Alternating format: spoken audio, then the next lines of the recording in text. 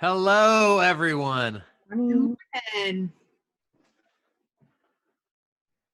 Turn that noise off.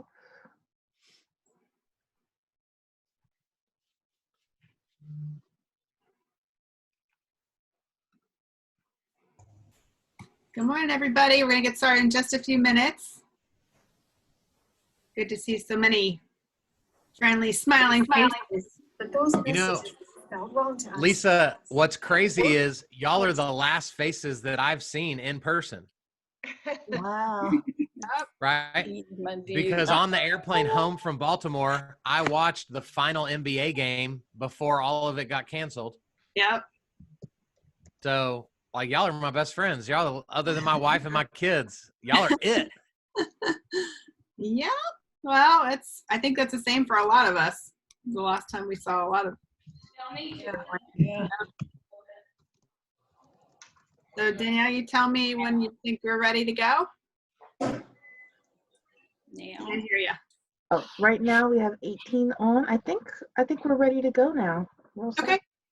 All right, perfect. Well, good morning, everybody. So good to see you all. I have the pleasure of introducing Coach Kyle Draper. I first met Kyle out in San Francisco at the NAR conference back in November, and was so impressed with his take on. He gave a session called "Dominate with Video," and I was so impressed that I asked him if he was interested in coming out to our conference back in March, and he graciously accepted, and he gave an awesome presentation there, and he's back to give us even more great information today. So More awesomeness. yeah, and I gave a shout out in the video, but in case you didn't see it, he has an awesome Ray Lewis jersey back behind him. Even though he's in Texas, he's a Ray Lewis fan, which I think is That's pretty right. So I didn't buy that just because of this call. That would have been an expensive purchase for the sake of impressing you guys. I've had that for, golly, 18 years, 17 years, something like that. that's So, awesome. well, Lisa, thanks for having me back. I'm excited. I love hanging out with you guys, not just because y'all are the last group I got to hang out with, but because I thoroughly enjoy you guys. And so I'm pumped because I love this class, how to move real estate on social media. And so here's kind of the flow that I would like for you guys to be cool with is I'm going to make sure that everyone is muted just so that we get good audio for the call. And so if you have a question in the moment, put it in the chat. So if for those of you that don't do Zoom very much, in the very bottom, there's a button that says chat. And when you click it, it'll pop the chat up beside all of our videos and put it in the chat, and then I'll address it. And then at the end, we'll just do a free for all where y'all can ask any questions you want about anything. And it doesn't even have to pertain to this. So I'll try to answer any question that you have about anything going on in the world if you want me to. But let's go. What's up, Jessica Coates? You look sassy today. I like it. All right, guys. So how to real estate on social media. What I want to cover is a lot of stuff, but I want to talk about personal brand, about relationships, education, messenger, being memorable, and then platform versus audience, as well as I've got some tips at the end, and I'm going to also touch on the update that Mark Zuckerberg made 2 Fridays ago, almost 2 weeks ago, about everything new coming to Facebook, which I think is monumental for us in the real estate community. And so we're going to talk about that at the end as well. And so here's where I want to start. All of you have to realize right now in this moment, you've run out of room to grow in your comfort zone. We all have a different plateau. Some of us can go higher than others, but at the end of the day, we all have that natural peak where our natural abilities take us. Most of you have already hit that place in your business. Maybe for some of you, it was 10 transactions. Maybe for some of you, it was 24 transactions. But guys, what I've learned with the 1,000 realtors that I've worked with is the ones that succeed with what we're going to talk about are the ones that are willing to get uncomfortable. I used to wear a bracelet until it broke that said, pursue discomfort. because that's how intense that I am with wanting to continue growing and moving forward, is that I'm not only willing to endure it, I'm pursuing it because I know it's going to take me to that next level. And so here's how we jump into how to move real estate on social media. When we realize that moving real estate on social media starts and ends with people. Guys, y'all are in a people business. You're in a people business. You cannot buy and sell property without a human being a part of it. And so we've got to realize that when it comes to social media, guys, it's all about people. It's not all about your sales training. It's not all about your negotiating skills. It's not about knowing the contracts. It is about knowing and understanding and creating a connection with other human beings. And so I want to start with personal brand, because whether you believe it or not, you are your brand right now. And people are saying things about you when you leave a room, whether you like it or not. And so for some of you, you need to do a better job moving forward of controlling that narrative. And we do that through the way we choose to brand ourselves. So for example, before I walk you through these questions, I have a poster up here that says limitless. I had a realtor, she was on one of my Zoom trainings just like this. We'd never met before. And I didn't pitch my coaching. I didn't talk about it at all. But after the video was over, she sent me an email and she said, "I love your limitless sign. I knew the moment I saw it that you and I were the same. I'd love to talk to you about coaching." Guys, this is branding. This is why this screen matters, because this is how we can be with people, right? I am letting you in on secrets about who I am as a person by the way I chose to decorate my back wall. You guys can be doing the same thing, but it starts with articulating who you want to serve. Who you want to serve. And so I'm not going to dig into all these questions, but I'm going to focus on the 4 in the orange box for the sake of our call and just timing. But I'm going to provide you guys with these slides so that you'll have all these. But guys, the simple question you need to ask yourself first is, who do you want to work with? Who do you want to work with? And so a couple of those questions, let's just focus on one. How old are they? If you could snap your fingers, and if you could sell 36 homes this year, and they could all be the exact same age, what age would you pick? Would they be first-time homebuyers age? Would they be Gen Xers? Would they be boomers downsizing because the baby moved out? Right? How old is your ideal client? Answering this one question frees us up in so many ways. Number one, guys, it gives you permission for where you need to be on social media. If you have a so-called older ideal client, 40s and up, you don't really need to be on Instagram very much, in my opinion. You can focus primarily on Facebook because that's where those people are. If you want to serve first-time home buyers, you better have an Instagram presence because that's where those people are. And so knowing the age of your ideal client gives you so much freedom in your ability to articulate the right things. The second big question is, where do they live? I don't know exactly the way Baltimore is laid out and all the other areas, but in Dallas-Fort Worth, where I am, guys, I can drive 90 minutes and still be in the Metroplex.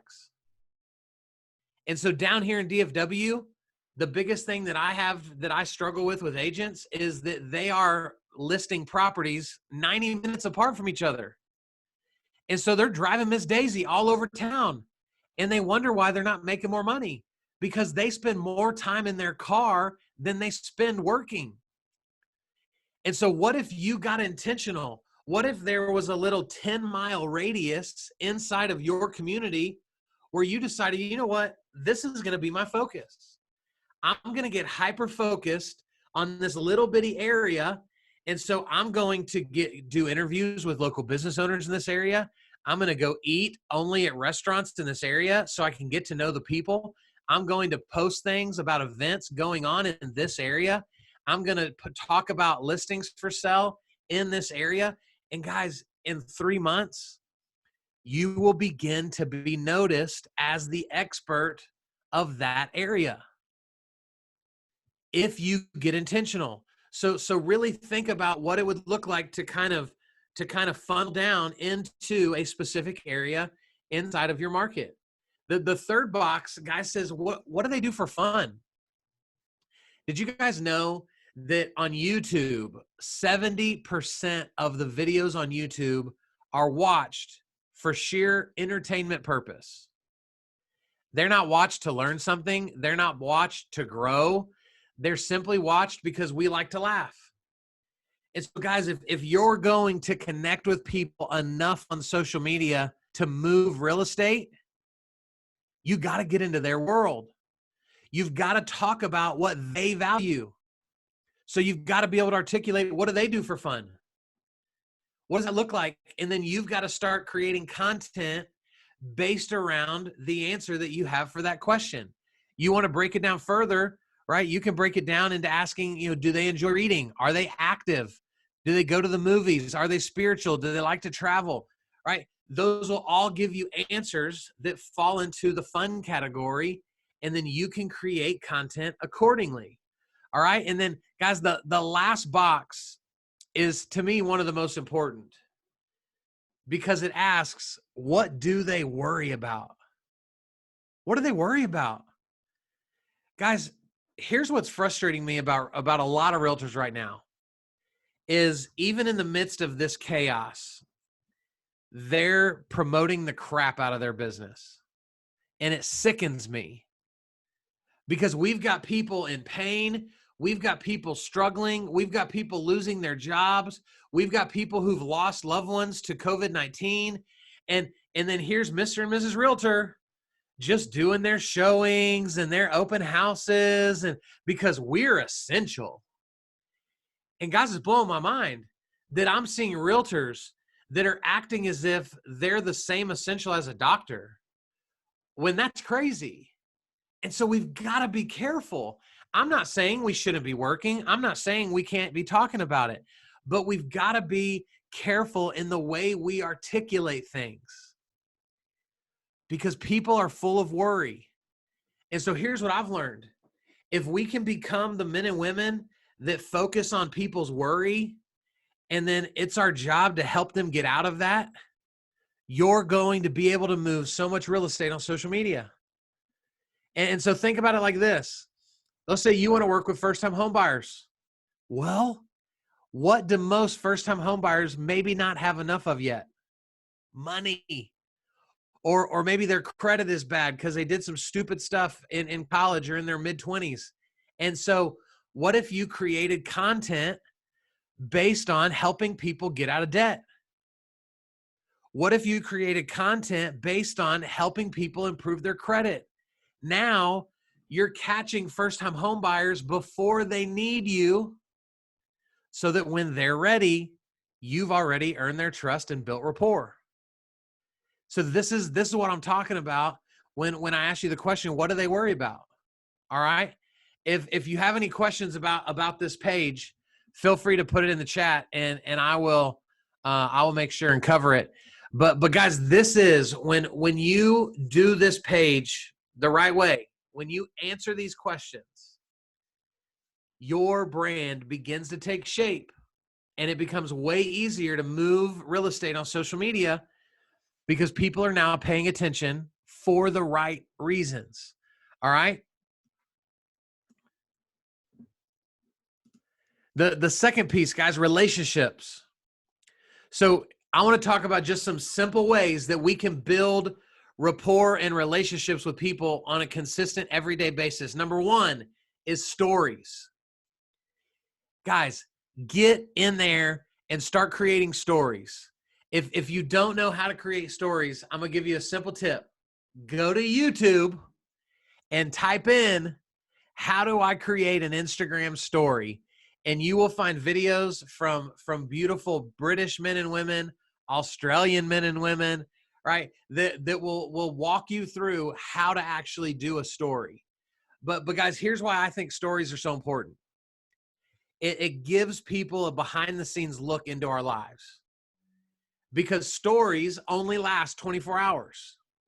So I feel like, well, I can do that story. It doesn't matter if my hair doesn't look good or whatever, because in 24 hours it's gone anyway. So people are consuming stories at a really rapid rate right now. And so we've got to be a part of that. And if at the end y'all want to talk a little bit more about what type of story should we be doing, we can absolutely talk about it. Y'all just remind me. All right, guys, the second thing is pay attention. Just literally pay attention. I think so often we get on social media for selfish reasons. I do this all the time. I get on social media to see, like, how many new comments do I have? How many new shares do I have? How many new messages do I have? And it's all about me. But guys, if we want social media to work, if we want to be able to move real estate on social media, we've got to pay attention. And so part of paying attention is doing the next thing, which is commenting on their posts. So let me teach you guys this, and I'm going to stop sharing so I can put it in the chat. Are y'all ready? Because this is called the 10-10-10 plan. All right. So you're going to spend, it's hard to talk and type at the same time. I don't know why I keep doing this. You're going to spend 10 minutes. And then with those 10 minutes, you're going to reply to 10 stories, and you're going to comment on 10 posts. And guys, I would be doing this on whatever platform is your favorite. So it should either be Instagram or Facebook. If you're doing both of them, I would recommend doing a 20-20-20 and do a 10-10-10 on Facebook and a 10-10-10 on Instagram. Guys, here's why this is so important. Think about this. Think about these numbers, all right? And I'm going to type these in so we can do it. So let's say in a calendar year, you don't do this 65 days. So that's roughly, what is that? That's like a sixth of the year, I think, roughly. So that means that 300 days you do this. Okay? Guys, this is mind-blowing. 6,000 total engagements, because that's 3,000 replies and 3,000 comments, right? 10 times 300. So guys, think about this from a math perspective. 1% of 6,000, 1% is 60. So what if we ballparked it and 1% of all of that engagement resulted in a buyer or seller for you? That's 60 people. But that seems really far-fetched. So what if a tenth of a percent, right? What if it resulted in a transaction? Guys, we're talking about 6 extra transactions a year. Jessica or Lisa or anybody, what's the average commission right now for you guys?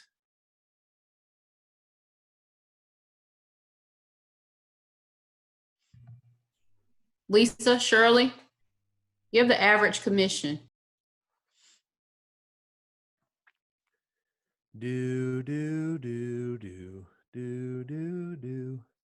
Somebody should know this, right? Yeah, but I think we're all afraid to say anything because we're not supposed to be talking about commission at all. So that's why I think no one's answering. Okay, cool. Well, then I'm going to say it. Let's just say that it's $6,000 for the sake of the example, right?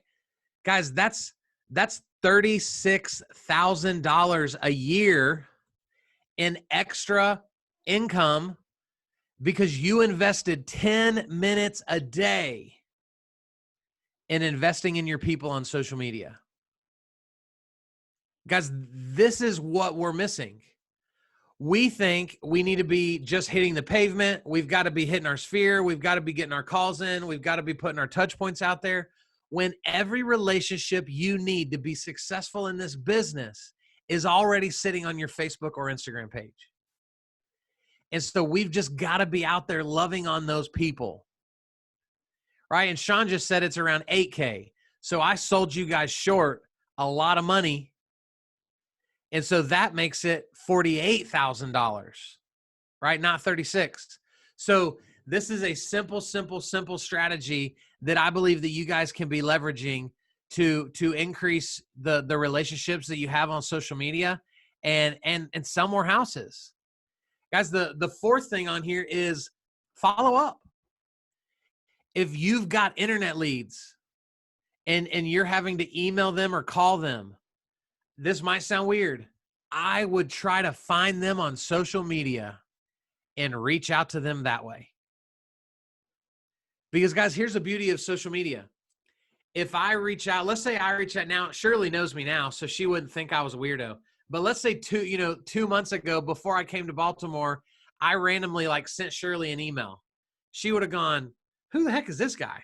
I don't know, some Kyle from Texas. Because it's email, it's super impersonal.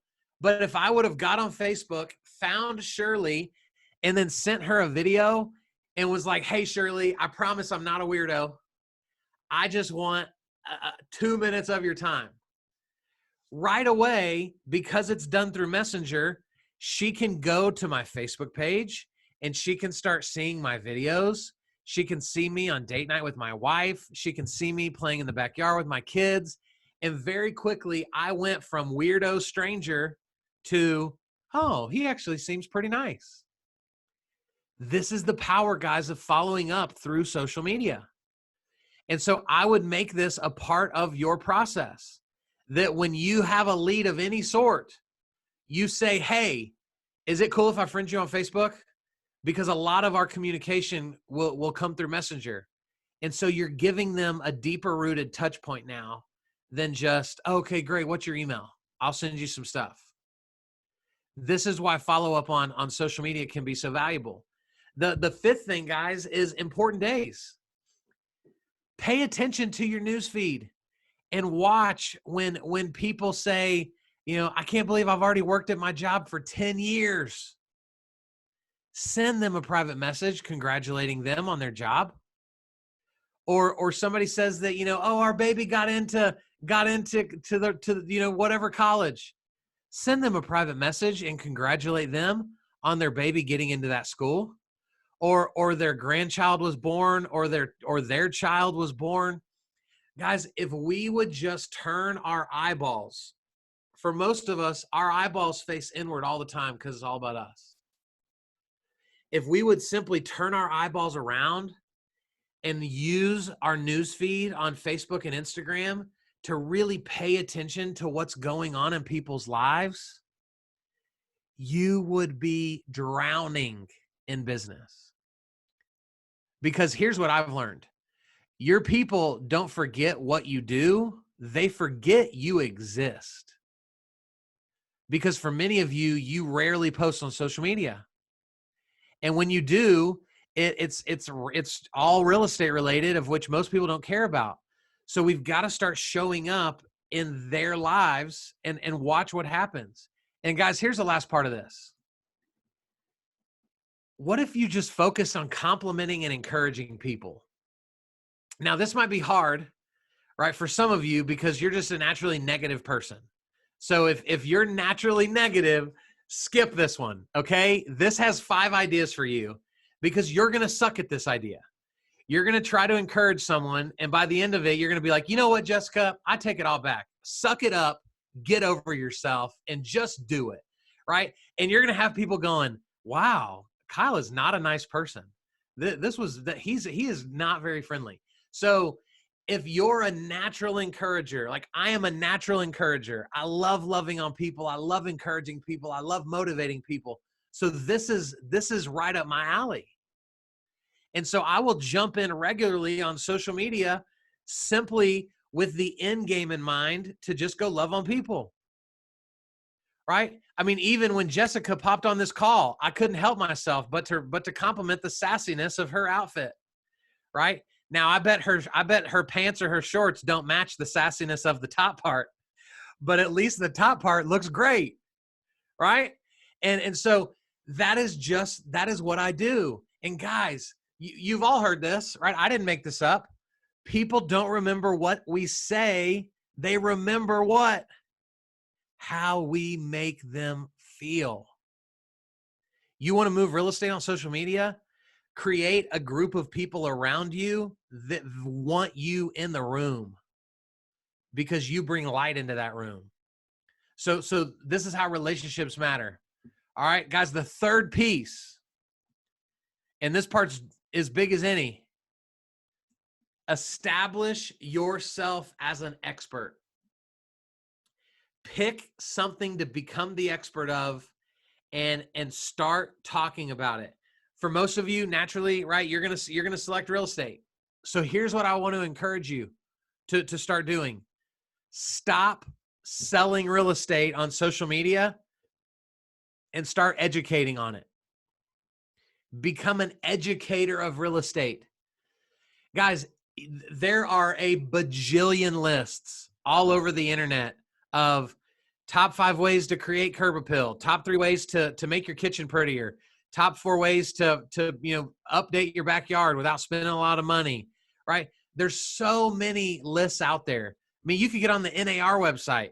You could go to inman.com and there are a million different things. Guys, become an educator of that stuff.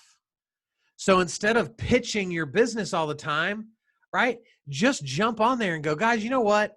During this quarantine, I know you guys are bored. So I just wanted to give you guys 5 ways you could make your front yard look better without spending a bunch of money.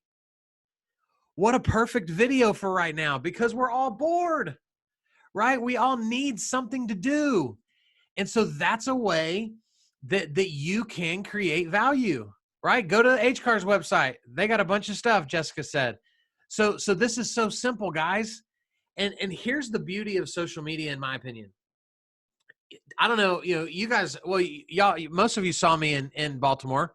So I am known as a social media expert. Do you know how I got that title? I didn't take a test. I didn't go to college for social media expert degree. I am known as a social media expert because I talk about social media all the time. All the time. Guys, this is how simple you can become an expert on social media.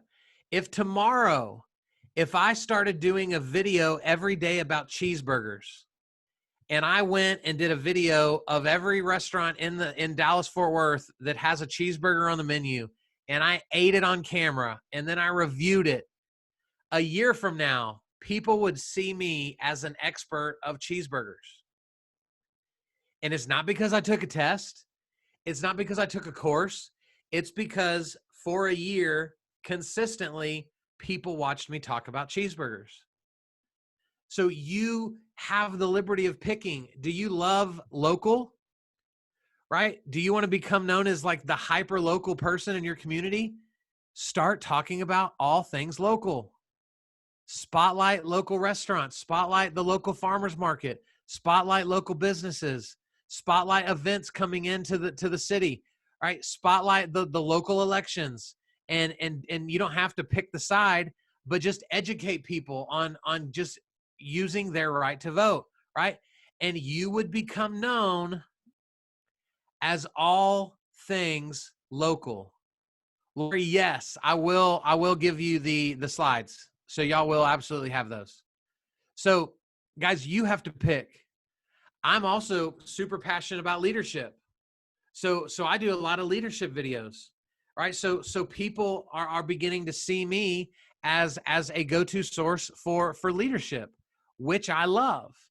So you can pick it, but you've got to become known as an expert of something. In my opinion, if you want to have a brand that matters, that will allow you to move real estate on social media. All right. The next part, guys, is Messenger. And I touched on it briefly earlier, but here's what I want us to realize. Number one, there are over 1 billion users on Messenger.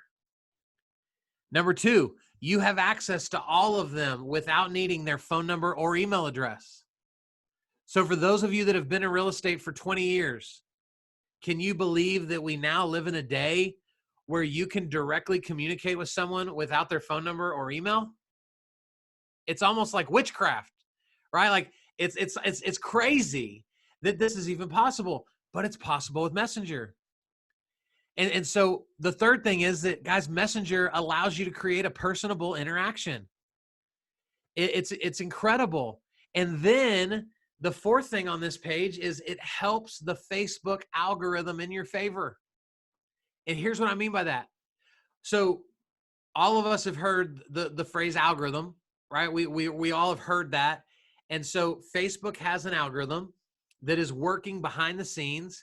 And guys, the biggest thing the algorithm is doing is it's looking at Jessica and it's going, who does Jessica want to see? So the algorithm is tracking whose posts is Jessica liking, whose post is Jessica commenting on, whose posts is Jessica sharing. And those are the people that typically consume her timeline the majority of the time. And so if she has 3,000 friends, she might never see more than 30 people's posts on a regular basis.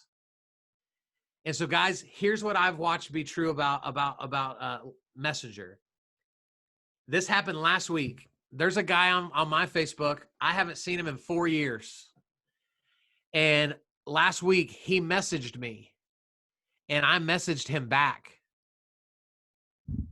Instantly, I was seeing 3 to 4 posts from him a day because we had a private conversation in Messenger. And the reason I believe that to be true is because if Facebook is trying to put the right people in front of us, wouldn't it make sense for their algorithm to go, wow, Shirley and Kyle just exchanged private messages. They probably want to see each other's posts because they're probably friends. So guys, this is also how you trick the news feed to constantly position yourself in front of more people by using Messenger. Okay? So here's the 6 main things that I would be doing in Messenger. The first one is birthday videos. Birthday videos. This sounds so stupid, and Jessica is smirking at me right now, right? And she's like, why did we even let this guy come in here and teach this craziness to our people? But guys, let me tell you this story. About 3 years ago, like all of you, I was writing on people's walls on their birthday. Happy birthday, Shirley. I hope you have a great day.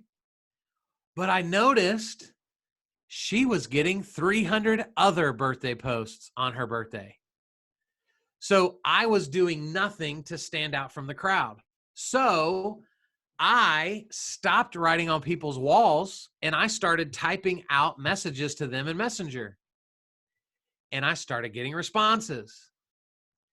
And I started noticing, man, people respond way better to my private message to them than they ever did on my wall post. And so that's what I started doing. Then, because I'm always trying to one-up myself, I thought, man, I could probably do this better. So instead of typing the message, I started recording videos. Happy birthday, Shirley. I hope you have a great day. You're the best, right? And now she can see me, hear me, watch me smile, right? And so now I'm really getting personable with Shirley. And so that started working at a high level. Then I thought, Kyle, come on, bro. You know you can do better than that. So then, guys, about a year and a half ago, I started singing happy birthday to people through video with a funny Facebook filter on. And so I'm not using this as a moment to be Mr. Professional Coach Kyle. No, I'm using this moment to be your homie, right? To be your buddy and to make you laugh. And so one of my favorite filters, they've removed it in the last couple months, but it was a drag queen. And so I had lipstick and eyeliner and pink hair and a microphone, and I would just live it up singing happy birthday to people. Guys, I have got new coaching clients because of birthday videos. I have realtors literally every week. A realtor that I know will send me a message and go, I just got a buyer because I sent them a birthday video. Guys, you want to talk about return on investment? What's the return on investment of 11 seconds for $8,000? Like, how do you even create what that ROI looks like? It's unbelievable.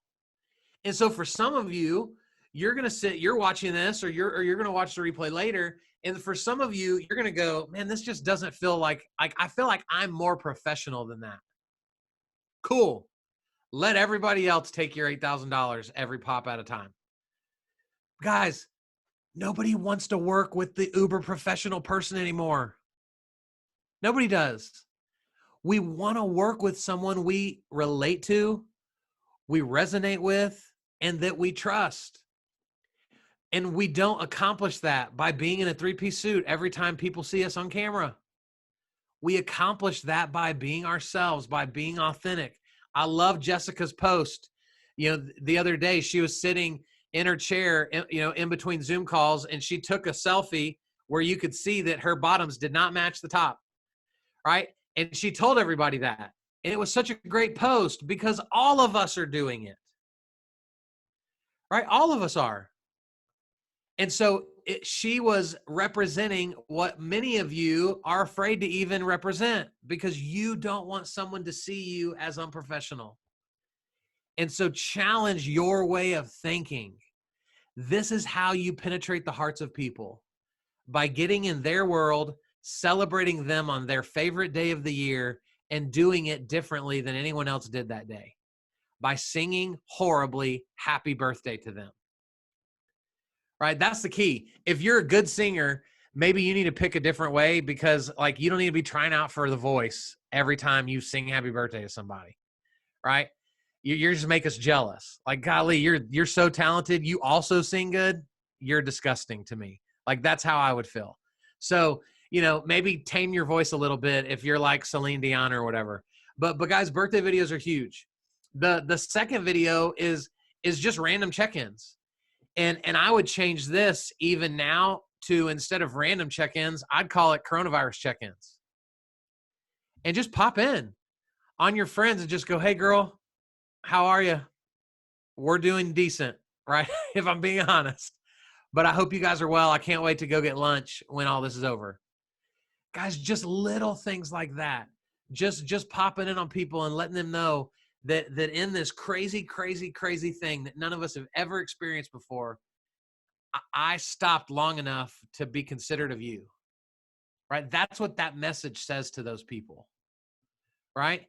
While the world's out there focused on themselves, man, I'm wondering, how are you doing?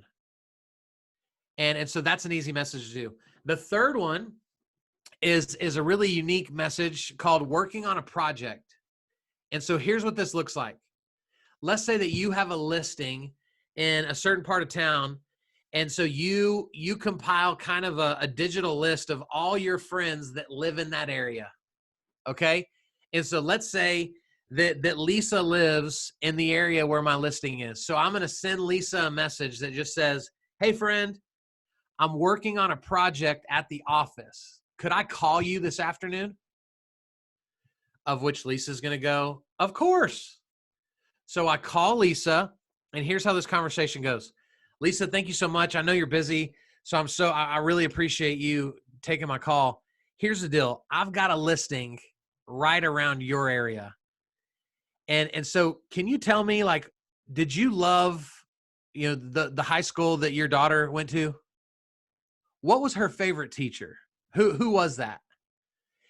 And so I would ask a couple questions that are school geared. And then I would say, Lisa, thank you so much. I really appreciate it. This is a big deal because this gives me more valuable information to provide buyers when we're showing this house. If I can ever do anything for you, let me know. Click, end of call. Guys, I just got to have a 2-minute conversation with Lisa about my real estate business without her being offended, without her feeling sold to, and really, more than anything, it included her. And so now she feels like she helped me today. This is how we stay top of mind with people. And so imagine if you sent out just 2 of those a day. Guys, that's hundreds of real estate conversations that you're going to have in a calendar year. And some of those are going to end like this. Kyle, I'm so glad that you called me. My husband just said yesterday that we're getting transferred and we're going to have to put our house up for sale. Boom. I just picked up a listing because I sent out a little bitty message to somebody. Okay. So that's working on a project. The fourth way, guys, we already talked about it, so I'm not going to harp on it, but is just encouragement. Just send people encouraging messages.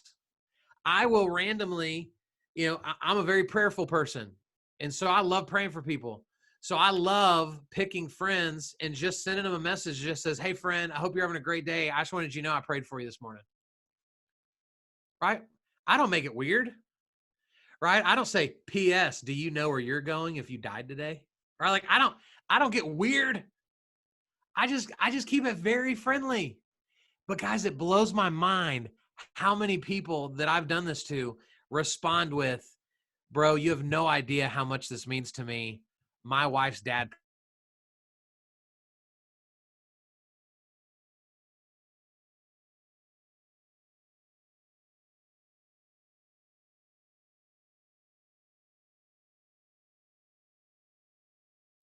Right? This is how we move real estate on social media. Celebrations do the same thing. When you see people celebrating, instead of just commenting on the post where 100 other people did, send them a private message. Get them into a one-on-one conversation with you, but make the conversation all about them, and they'll love you for it. And then the last one is, you would cover this with your 10-10-10 plan, but respond to people's stories. When we respond to stories, it pops us directly into Messenger. If it's on Instagram, it pops you directly into the Messenger aspect of Instagram, right? So when we're responding to stories, this is the most personable we can be with people. So this is Messenger marketing at its finest. And guys, you will be blown away at the results you get when you start doing this on a consistent basis. All right. One last thing about Messenger that's not on here. So this is, let me figure out how to stop sharing for a sec. Okay. So did anybody see the update from Mark Zuckerberg or watch my video that I did about the update? If you didn't watch it, shame on you. You should support me as your friend, right? So go watch it. It's really good. Okay. And so here's one of the big updates. So Facebook is launching what they're calling Messenger Rooms. This is to compete with Zoom. So we will be allowed to host a call just like this directly through Facebook with up to 50 people. And so it's going to be really cool. But here's the real feature that I'm excited about. All of us will have our own personal Messenger room. And so when it launches, it's supposed to launch in the next week or two. Guys, when this launches, if I'm writing my book right now. So if I know that I'm spending substantial time at my desk, I can turn my room on. And when you get on Facebook, if we're Facebook friends, it'll say Kyle's room is open. You want to pop in. And you could just pop in and say, what's up? And so guys, think about how many friends we have that like, we're not quite phone friends, but we're social friends, right? So like, I might not necessarily think to call you, but if you popped into my chat room, I'd be like, what? How are you? Right? And so I really believe that if we leverage these rooms the right way, you're going to put touches on people that you haven't seen in 3 years. And some of those touches are going to result in them going, Lisa, this is crazy. We were just thinking about selling our house and I totally forgot that you were in real estate. I'm telling you guys, this is going to happen. And so I'm so pumped about these Messenger rooms. And so y'all stay tuned. If y'all aren't in my Top of Mind Selling group, if you're not following my page, you're going to miss it, because as all this stuff comes out, then I'm going to make sure and update you guys. Okay. So, and then here in a minute, I'm going to tell you a little bit too about some virtual tour stuff that we can be doing that's super cool.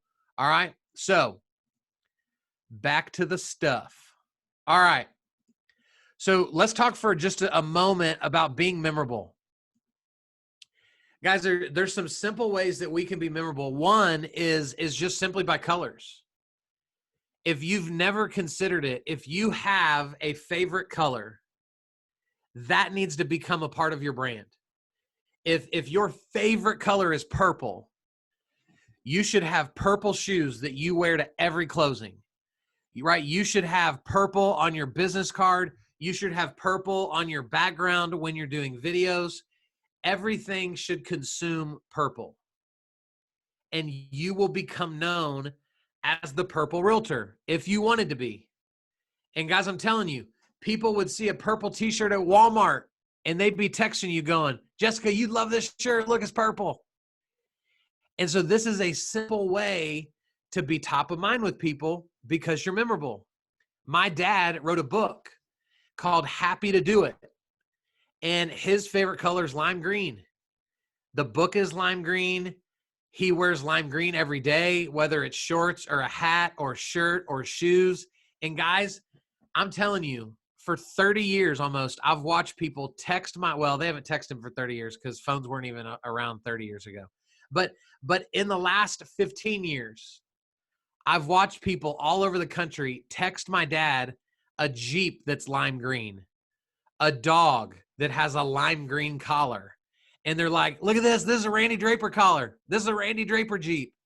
Guys, he is so embedded in their minds because they now treat him as synonymous with lime green.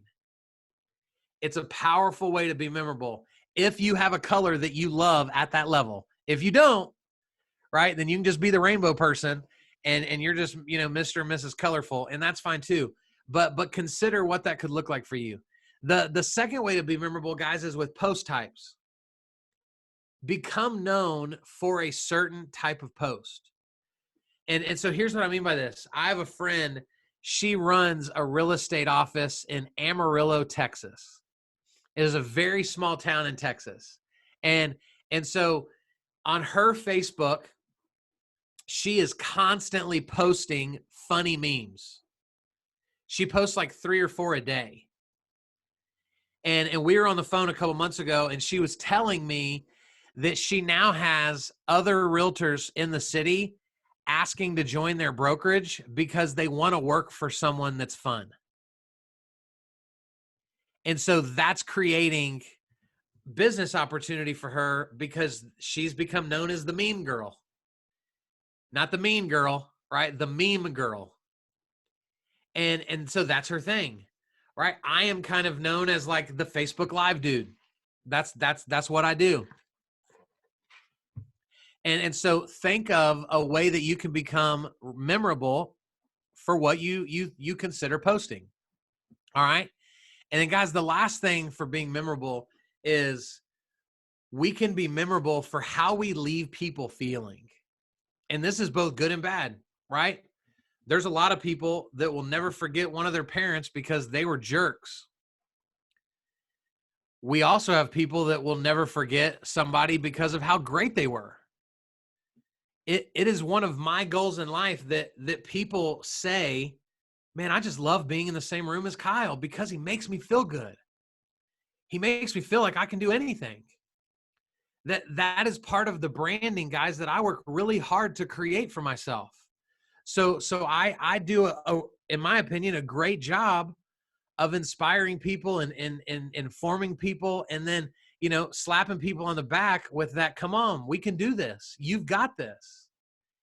And so people remember me for that.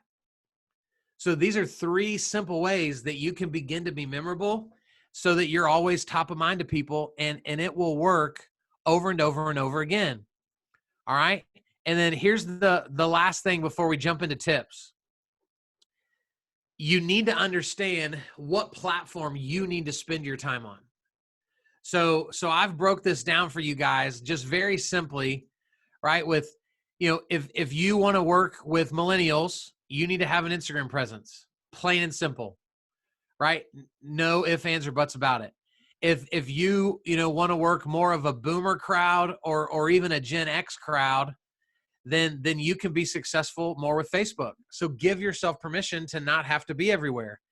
If you came, like let's say that you did pharmaceutical sales before real estate, or you owned an insurance agency, or you worked right for any other business, you might find great success on LinkedIn because you'd already built rapport there in your previous career. And so it would be foolish of you to give LinkedIn up because now all of a sudden you're in real estate. So be the business savvy realtor that lives on LinkedIn. Or if you want to go after who I would just call the tech savvy people, and this is not age, right? My dad, when I buy a new TV, my dad comes over and installs it. He is the techie draper, not me, not his millennial son or his millennial other son. It's him, the 62-year-old, right? He's very techie. So if you want to go after that techie crowd, then you need to do a great job of being present on YouTube. And so use this little chart to give yourself permission for where you need to be. Do not buy the hype of every social media expert you've ever heard that was like, you got to be everywhere. You got to be on Instagram, on Facebook, on LinkedIn, on Twitter, on YouTube, on Snapchat, on TikTok, right? Like you just got to be everywhere. Bull freaking crap. That's what I say. You need to be where your people are.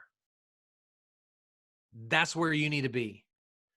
So start saying no and then go all in on yes in the right place for you and watch it change the game. Okay? So let me just give you guys some tips, and then we'll talk virtual tours, and then we'll do Q&A, and we'll be done with this thing. And y'all can go on about your day. So a few quick tips, guys. Number one, if you want social media to work, if you want to move real estate on social media, you have to make it a part of your core business. You cannot dabble in social media and expect to get anything back, right? You can't do the 10-10-10 plan once a month and then be frustrated with me when it doesn't work. Because that would be the equivalent of me going, Jessica, I have worked out 2 whole days and I haven't lost 50 pounds. Like this whole working out thing is for the birds. It's not even real. It doesn't even work. And you would go, bro, chill. It takes more than 2 days, buddy. Right? And so why do we understand that in other areas of our lives? But for some reason, we treat social media with such a high intensity of frustration when it doesn't work the minute we get out of our comfort zone and do a video. Guys, we've got to buy into this. How many of you, right? And I'm not calling anybody out, but this is just a self-inflection for yourself. How many of you came over and did a video at the video booth? You sat in my class, you got excited about video, and you had done jack crap with it since then, right? How many more buyers and sellers could you have in the pipeline if you would have done 2 videos a week since when I was in Baltimore with you guys? Right? We'll never know because you didn't commit to it. So please, please, please make this a part of your core business moving forward if you want to see results here.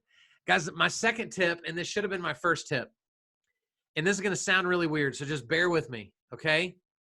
Protect the address. Protect the address. Here's what this means. When you do a video of a property or when you share a listing on social media, the only thing, if you're the listing agent, the only thing you possess that the consumer wants is what? The address, right? So if Karen does a video about her listing at 123 Main Street, and then I get home that night and I want to go see that listing, I may not remember where Karen's video was, but I'll remember it enough to go to Google and type in 123 Main Street. And then now I'm on Zillow, I'm on Realtor.com, I'm on Trulia, I'm on Redfin, right? I'm on any of these websites that are competitors, and I potentially could bypass you from getting both sides of that deal. So what I would encourage you guys is when you're promoting properties, give every detail in the book, but tell people, if you want the address, DM me and I'll give it to you. Because now, guys, if you did that and 2 people DM'd you, how many leads did you get on Facebook that day? 2. So now what Facebook actually works, what Instagram actually works, what I can quantify leads, because now I'm being intentional, because so many realtors go, Kyle, I just don't know if it's working. Because you do it so sloppy, there's no way to quantify it. But when you ask people to message you if they want the address, now you know exactly how many leads that you got from that post, from that video, from that event page. And now you go, holy cow, Facebook works. Holy cow, Instagram works, because it's giving you leads to go work. All right. So that's the power of protecting the address. I already talked about give yourself permission to not use every platform. Guys, create a social media plan. If you are a plan person, create a simple plan. Come up with a strategy of what you're going to post about every single day. Right? So for example, I tend to follow the different things. Like if I get stuck, like Mondays for me is always Motivational Monday. Now, I don't post that hashtag because I'm not trying to like be like that. But I just know that on Monday, because it's the first day of the week for people working, I want to do something motivational, something inspirational. And so that's always my fallback. Right? Tuesday or Thursday could be Testimonial Tuesday, Testimonial Thursday, or Tip Tuesday, Tip Thursday. So you just know in your head, if you're stuck and don't know what to do, that's going to be your fallback. So give yourself a fallback if you need for each day of the week. And then now you have an actual plan that you can follow. And I would print it, put it on the wall in your office, right? Laminate it and put it on your desk. I've got a great sheet. If y'all are in my Top of Mind Selling group, go to the files, and I have what I call my social media checklist, and it gives you daily, weekly, and monthly actions to do on social media. And I literally have realtors that framed it, and then they use a dry erase marker and they check the boxes every week, and then they erase them and start over the next week. And it helps them keep a flow in the social media aspect of their business. All right, guys, the next tip is don't appear desperate. Okay, here's what I mean by that. If I put up a post on Facebook, right? If I did this today and I said, hey guys, if you know anybody that needs coaching, if for their social media, feel free to give them my info. I watch realtors do this all the time. Guys, do you know what that reveals to people? Oh man, Kyle must not be doing very good, because he's out there asking for business. Successful agents don't have time to ask because they're too busy working. So please, please, please, please find creative ways to talk about your business so that it's not just about you feeling desperate, because it does not rub people the right way, and it will reveal things that you don't want people to know about you, as in your business isn't doing very good. So please, please, please don't be desperate. The next tip is try new things. Get uncomfortable. If you've never done a live video, get your butt on live video this week. Just do it. Rip off the Band-Aid.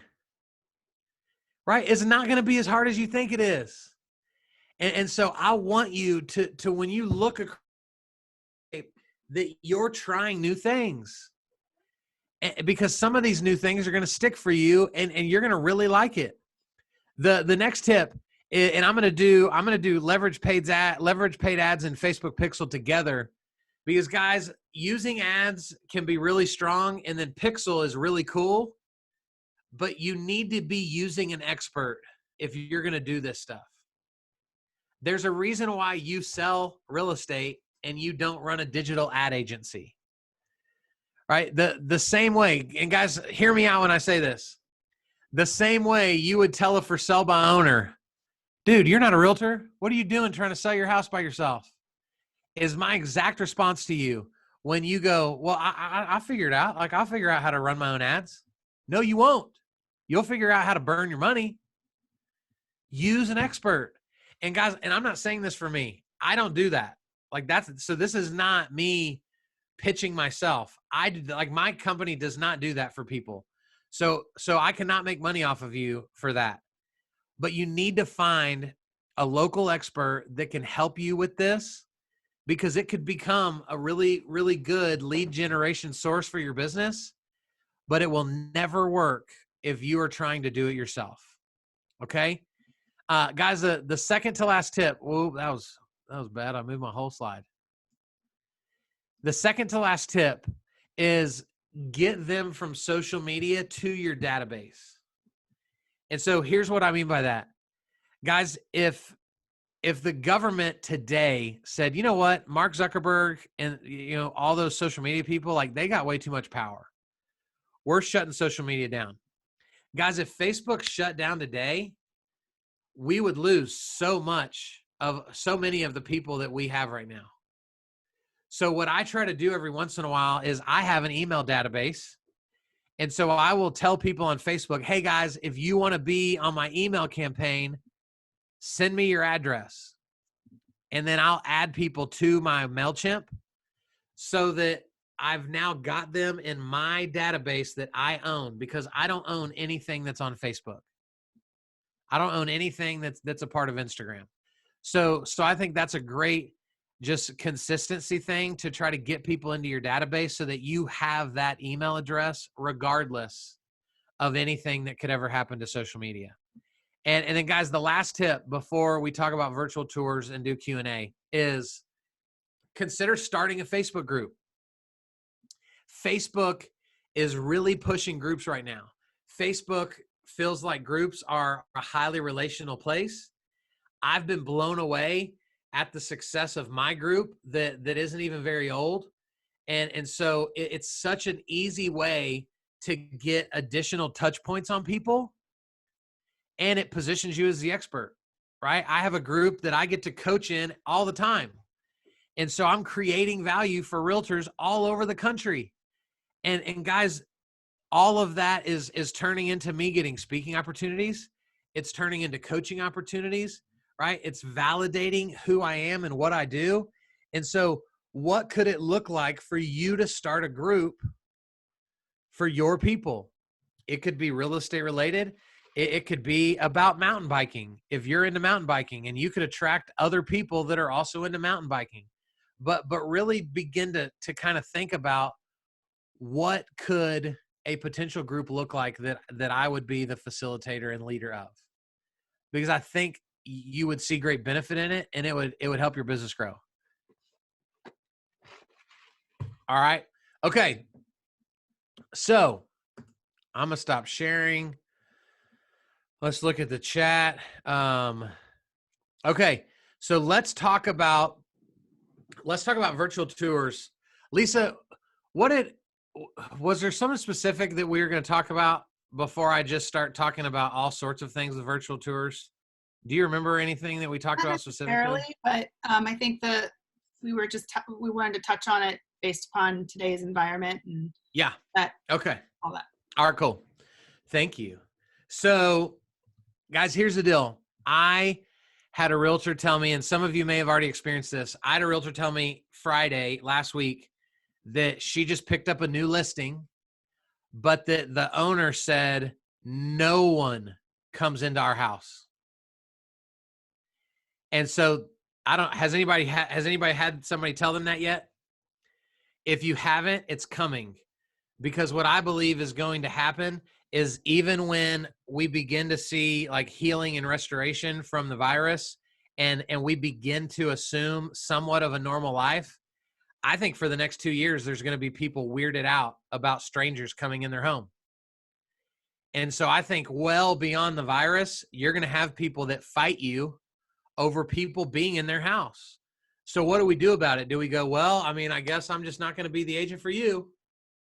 Or do we get creative and come up with ways to be able to navigate these waters, right? So what I would suggest is a couple of different things. One idea would be, if you have a listing where the sellers don't want people in their home, you need to leverage Zoom, and you need to jump into Zoom with your sellers, with the potential buyer and their buyer's agent. And then you need to let the seller walk through the property while you're narrating all the different features of the home, right? That would be a creative way to leverage virtual to still let people see the property without them being able to walk through the house. Okay. Another idea would be, I would get maybe like a 3D tour created, and then you can go into Zoom, share your screen, and then you can walk people through the 3D tour while they can also see your face. And you could stream that live to Facebook, or you could record it and then post it to Facebook later. But that would be another way to digitally showcase a property if you can't actually get people in there. Okay? All of this is going to require video. So for some of you, this is the best opportunity you've ever had to just rip off the Band-Aid. Okay? Rip it off. You look like what you look like, right? If you're an overweight person like me, guess what? Your friends aren't surprised. They know. Okay? So you're not kidding anybody. If you've got wrinkles, get over it. Your friends already know, and they love you regardless, right? If you don't love the way you talk, who cares? That's the voice you've got. That's the voice your friends have heard your entire life. And so let's not let that be something that keeps us from doing what we need to be doing. All right? So just get over it. And then here's something else that I think would be really fun. So let's say that your brokerage, or let's say you are a broker, and y'all have 4 to 6 properties all going live in the same weekend. What if you put on a virtual parade of homes through Zoom? So here's what I mean by that. Let's say that Jessica's the broker. So Jessica is narrating and moderating this whole thing, right? So you guys schedule it that this event starts at 1 o'clock. So Jessica comes into the Zoom room at 12:55. Y'all push it live to Facebook at 1. And then, she's on there welcoming everybody. Guys, welcome to our parade of homes. We're super excited to have you guys. We've got 4 different listings that we want to showcase for y'all today. And then you stagger it. One of you does your live tour at 1:10, and then at 1:25, 1:40, and then 1:55. And each of you pops into Zoom and does your tour. And then you and Jessica can kind of talk back and forth while you're showcasing the property, because Jessica can already know in advance certain questions that she can ask that you gave her about your listing. And so now it feels like this just really fun interaction, and you can get way more eyeballs to it because you're showcasing 4 different properties. All right. So that would be something that I think would be a unique experience that we can't do right now, right? We can't put on a parade of homes where we trample 100 people through a bunch of houses, right? That may not be possible for 2 years, right? We don't know. So I think virtually this would be great. A couple tips about virtual open houses, and then we'll just do Q&A. Guys, when you're doing video of any kind, you should always have some form of earbuds or headphones in. Even in a Zoom environment, you should most of the time have headphones in, because oftentimes you can create feedback that can make the video undesirable and hard for people to watch. The only exception would be, like, I have like a really fancy Blue Yeti mic. So the uniqueness of this mic allows me to not have to have headphones in this environment. But if I'm going live from somewhere that's not in my office, I always have headphones in, because if you get into a room with vaulted ceilings, you're going to sound really echoey. If you're on Facebook Live and you turn the camera, have you guys ever noticed how when somebody turns the camera on Facebook Live, it sounds like they got farther away? And it's because when we turn, when I go from the front camera to then the back camera, it also switches to the back microphone. So now if I don't have headphones in, my voice is literally fighting through the phone to get to the microphone on this side. So when we're wearing headphones in any of these moments, our audio remains the same regardless. And the reason, guys, this is so important is because the audio of the video is even more important than the video of the video. Because if people can't hear it, they're going to have a hard time watching it. Okay? So this is big. The other big thing is make sure you avoid standing in front of windows when you're talking. And I can't see, let's see if I know. I don't even, all of you guys are doing great whose videos are turned on, right? We all watch people who do videos with their back to a window, and then that makes the lighting bad. Because if the sun gets covered up by a cloud, now your camera is fighting to make you darker or brighter. And so it's constantly in this fight. So we always want to position ourselves in front of natural lighting so that we keep consistency in the video. All right. So, Kyle? yes, ma'am. Kyle. So I put my earbuds in to talk to you. Look at you. So much clearer now. So- Thank you. So question for you. Do you have a suggestion on earbuds? I know you have a suggestion on some of the other equipment on your website. Yeah. I mean, as far as earbuds, I don't think it really matters. Like, you're using your just like Apple given, earbuds that when we get our new phones, those are great. I use my AirPods most of the time, which work great. Something cool with the AirPods is I've done interviews before where if I'm in person with somebody, I can wear one and then I give them my other one. And we both are very clear because we both have a microphone right by our mouth. That's cool. So it really doesn't, whatever headphones you have are going to work just fine. I even have these, which I never use because I feel like a huge dork. But I even got some big old, monster headphones that if I really need to, then I can put on. But any sort of headphone is going to be fine. But you can go, if you guys want help with equipment, go to my website. I'll put it in the chat so you can see it.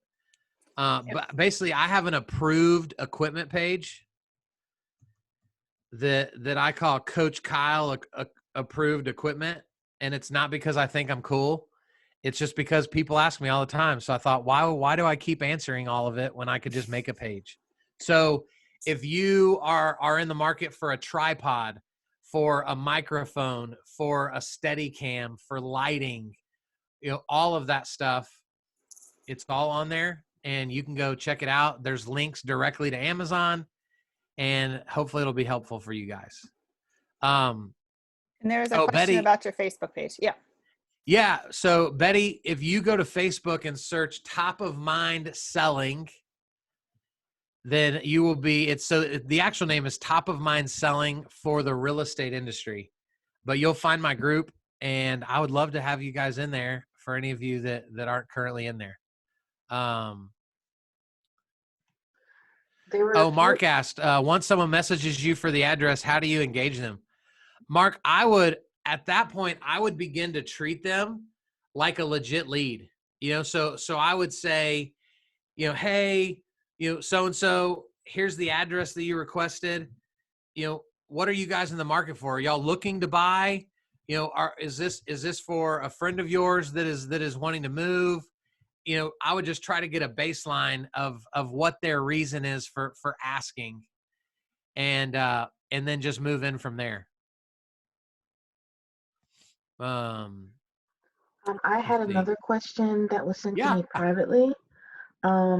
What are your feelings on outsourcing some of the posting and interaction on Facebook to somebody else? Yeah. So this is a very tricky slope. Okay. We've got to be careful. Something that I've learned is social media doesn't work the more we farm out to other people. Right. And so we've got to be super careful in the way we do this. I think that you can hire out some of it, but I think a lot of it has to be done by you, because you are your brand, right? If you paid, let's say you paid me to comment on your friend's stuff, it would be so weird, right? Because I don't know like if I'm commenting on your brother's post, or if I'm commenting on some like random friend from high school that you haven't seen in 30 years. So I think to some degree we have to take this on as our own, but you can use what I call content compounding, which is where you can take a singular video and you can mass produce that into a blog, into a YouTube video, into social posts, right? You can trim that into a shorter video to use in another way. And so I teach a whole thing on that I think is totally designed for you to hire someone to do all of that hard work, so that you can just reap the benefits of all of that additional the social media efforts. And then let me end this question by saying this, guys. This is a sobering reality. Convenience doesn't make you money. Okay, let me say that one more time. Convenience doesn't make you money. So if you're hearing me and then your end goal is, how can I make all of what Kyle is saying convenient? You might as well throw it all in the trash, because it's just never going to work. Right? Just like anything else. I have tried for years to just conveniently lose weight. Guess what? I don't lose weight. Right? Any of you that have conveniently attempted in your marriages probably don't have those marriages anymore. Right? Like, my marriage is great because I work my freaking butt off to serve my wife, and she does the same. Right? Those of you that have raised great kids, you didn't accidentally raise them, right? You didn't conveniently raise them. No, you sacrificed to fight for them being really great. And I believe that social media is the same. We've got to fight for this if we want it to work. You're allowed to not want it to work, but it will not work if we try to just get it to be convenient. What other questions do we got? We got 12 minutes. If anyone wants to unmute, you're welcome to jump in. Yeah, anybody can just unmute. I did post the link to your Top of Mind Selling Facebook page, and there's a ton of great resources under that Files tab. I just went in there and I was like, I didn't even know that existed. So. Yeah, a lot of stuff. Anything? People tell me all the time that I give away way too much stuff. So that's all good stuff. I guess that's a benefit for you guys. There was Go ahead. I don't know if you guys addressed this because I took a quick break, but there was a great question. Your example, Kyle, with Messenger, using Messenger, and after you posted a new listing, but you did not disclose the address. Once you get that person in that direct message in the Messenger, do you have any tips on where, how do you engage them? How do you capture? We talked about that. Okay, I'm sorry, I missed it. No, that's all right. Here's a good question. Hey. How do you organize your messenger messages? That's a great question. I don't know. I don't have my messenger in any order. So I try to just be very present in the moment. I'm not a very organized person in general, so I really let my feed dictate who I message. So if I'm scrolling and I see that Brian had a work anniversary, then I'm gonna message Brian, right? If I'm scrolling and I see that Alan, that his daughter graduated from college, then I'm gonna send Alan a message and say, man, that's so awesome that Sophia graduated from college. I remember, seeing pictures of her when she was 2 years old, right? And so I just really I try to just let myself be present in the moment, because I think if we try to overly create a really structured environment, I think our messaging begins to feel that way too. So that's just me. For those of you that are more organized than me, you might have better answers. I got another question on here. It said, do you use autoresponders on Messenger? I do not. I am strongly against them. And again, this is my opinion, but I am Mr. Organic, right? I want every interaction that I have with people to be real. And I think here's what frustrates me about autoresponders. We've convinced people that we live in a world where people can't wait. And I think that's bullcrap. I think if we set the right parameters with people and we tell Linda, thank you for the thumbs up, right? When we tell people, hey man, I hope this isn't a deal breaker for you, but after 7 on weekdays, I am unavailable because that's my family time with my kids and my wife. And so I will get back to you at 8:30 in the morning. 99% of people go, dude, totally cool. I would never expect you to call me at 9 p.m. But we don't set those parameters. And so when somebody calls you at 9 p.m. and you answer, guess what you just told them? Oh, cool. I can always call Kyle at 9 p.m. He's always available for me. Stop it. And so my autoresponder, I have my business page set up where when somebody messages me, it says, thank you for messaging Kyle. He'll get back to you as soon as he can. So I guess technically there's a small autoresponder, but it's not trying to run them down a rabbit hole, right? To then get them to where I want them to go. So that's just my thing. And I'd rather miss out on a few people doing it that way and be authentic than just trying to be a robot. And every aspect of my business is preset and pre-done. And nobody really gets me because they're just getting responders all the time. That's just not how I want to run my business. Kyle, I have a question. Hi, Andrea. Hi. It's great good to see you again. Yeah. Yeah. I did a video at the convention with Kyle. I know. It was so fun. You've even sent me a couple videos since then. Yeah. And so, but I'm doing okay with it. But did you say something about posting 2 or 3 times a week of video? That seems like a lot. So, yes. Okay. So, Andrea, this is a great question. First of all, everyone has to act according to where you are. I'm doing video right now, Andrea, every day because we're all bored, right? We've already watched, I saw a meme the other day that said, I finished Netflix, right? And it's hilarious when you really, it goes over your head at first and then you go, oh yeah, I get that. That's funny. Right. So I really feel like people are really bored right now. So I'm trying to create as much content as possible to give them something to watch other than what they're used to watching. But then I'm also, Andrea, diversifying. So today I might record a video only for my YouTube channel. So if you're my Facebook friend, but you don't follow my YouTube channel, you'll never see it. Or I might do something specific for IGTV, right? And so I would encourage you guys, whatever you're current demand is with video, just take the next step. If you've never done video, do your first video today. If you currently do 1 video a month, do 2. If you do a video a week, go for 2 videos a week.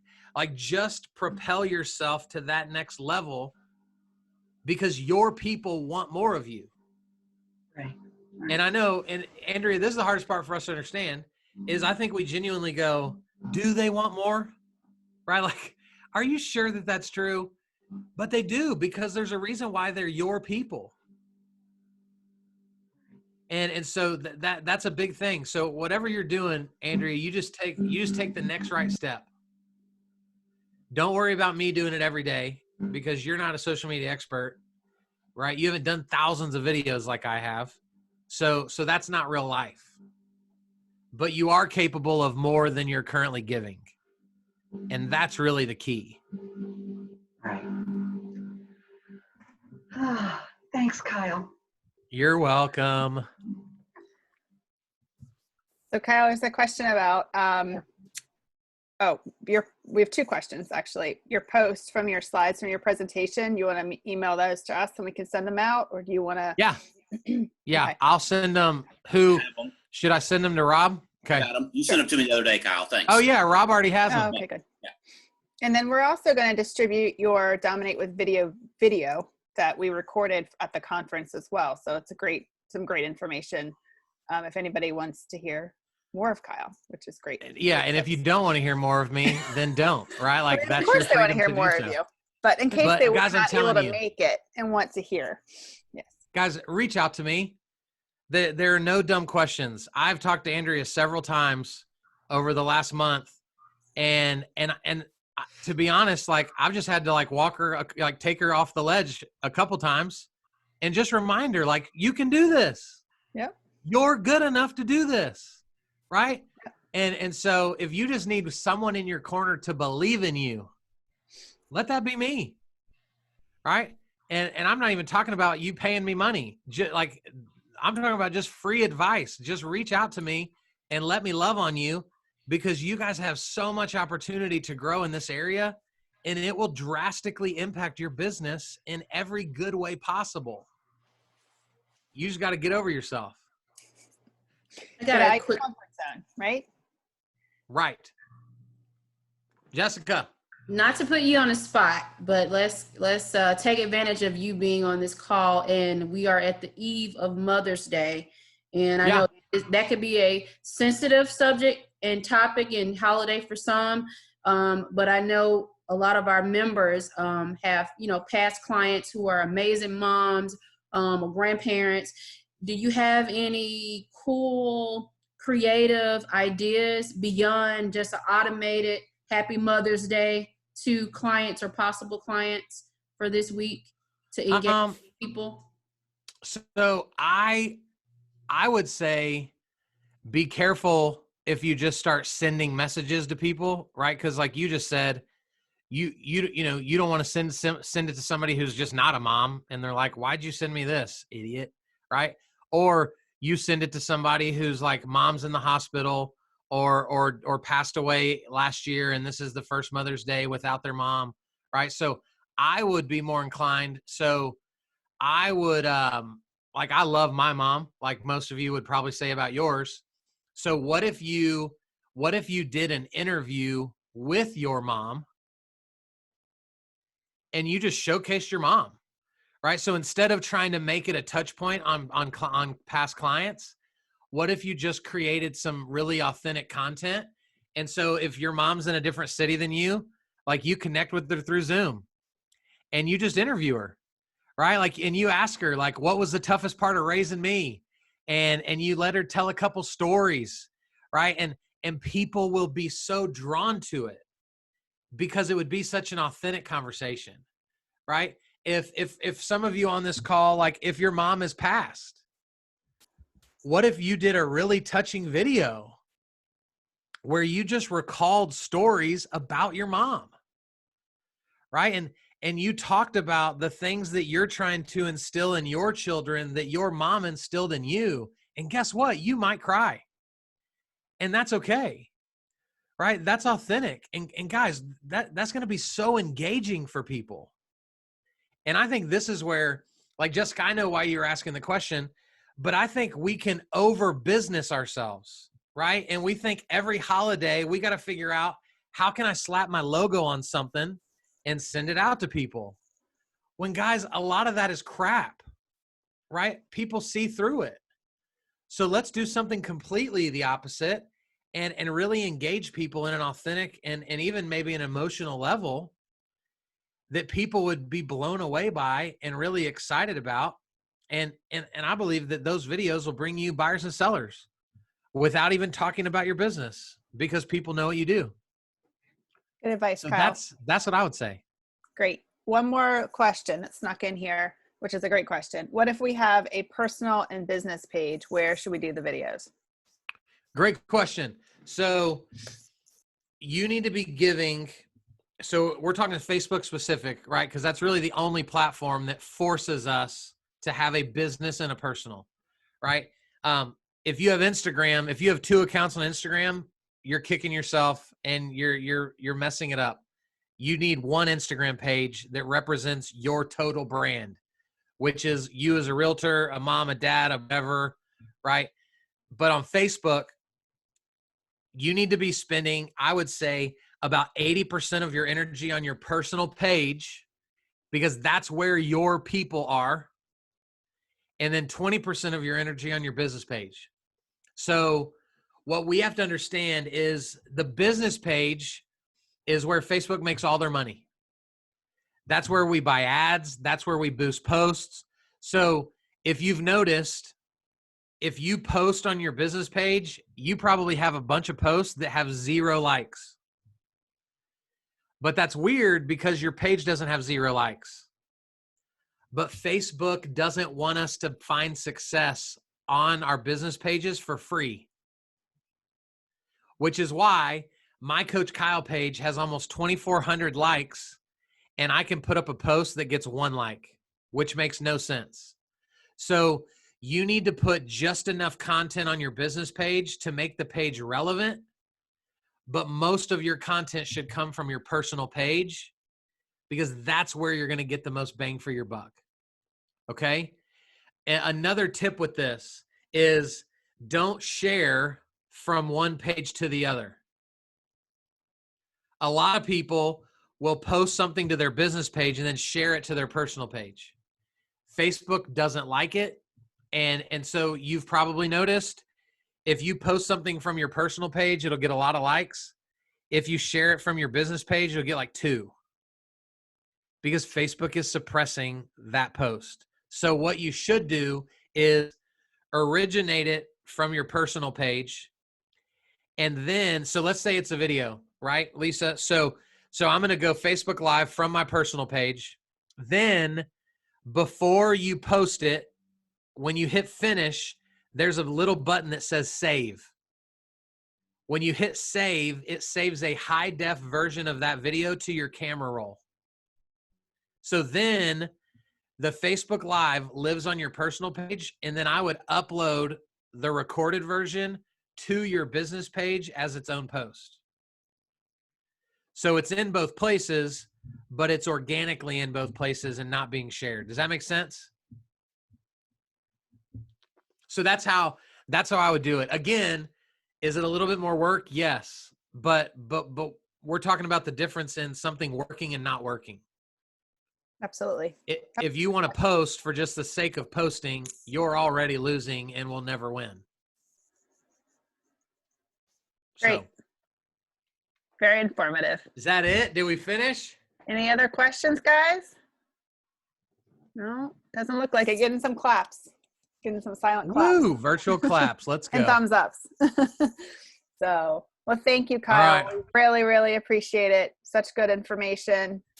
You're welcome. Can't thank you enough. So definitely check out a lot of the other content that Kyle on Kyle's page, and we'll be sending out those slides. So have a great day, everybody. Thank you. Y'all be safe, guys. Thank you, Talk Kyle. to you soon. This was wonderful. Absolutely. You're welcome. Anytime. Thanks, Kyle. Thanks, Kyle. Thanks a lot. Bye. We're gonna do the meme. We're gonna do the meme Zoom goodbye, where everybody says goodbye.